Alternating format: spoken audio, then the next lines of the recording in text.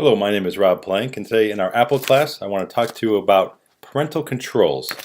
We kind of get the idea with parental controls. We're looking at what we can restrict for our children, what they can do on our computers. Keep in mind, parental controls can also be used with businesses. If there's certain things you want your employees to avoid, like Facebook, we can do this with parental controls. Now on the Apple computer, we have the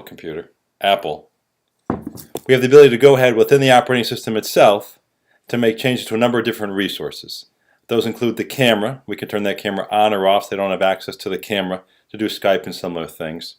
We can also work with the games, and we can use the games to say, you know what, we're not going to let them play multiplayer games. Take that away from the children if it doesn't seem appropriate. A bigger picture, of course, is websites. We can access websites or limit access to websites. Also put time restrictions on access to sites and the computer itself. A number of different parameters can be set. One can be said to say, okay, we can access the web for 3 hours or the computer for a few hours every day.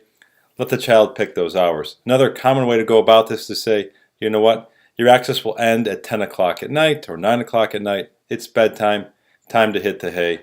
No more going to those websites. And again, let me specify, we can limit the websites themselves.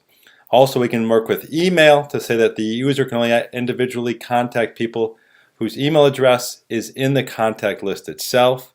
No one else can be contacted or receive or send email unless they're on the list itself, which is a good way to filter out a lot of bad, suspicious emails, which quite frankly, the most common of those kind of threats would be something that would be phishing, where the user or the child may click on something thinking they're going to a legitimate website to re-verify their login information, but in reality it was a trick.